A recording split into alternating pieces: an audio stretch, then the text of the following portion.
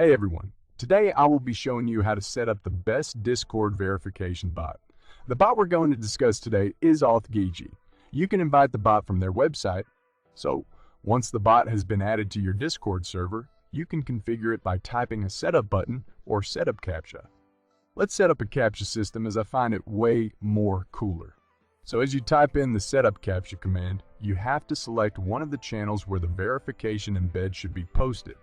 Next, I assume you already have a verified role, so select that verified role here. Then you can set the title and the description of the verification embed. After that, select a channel where verification logs should be sent to. Next, what this option does is, if someone fails the verification 3 times by default, you can change this value to whatever you like.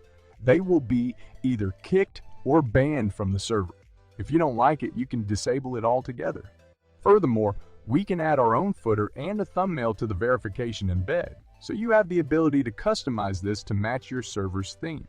This option is where you set on how many failed attempts the user should be kicked or banned from the server.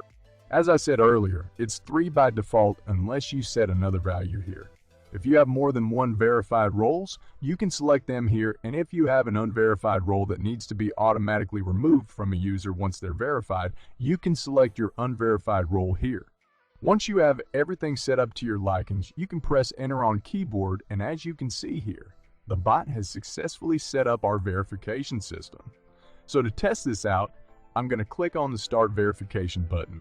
It will be showing the user some basic rules. You can change these as well with the command to config rules.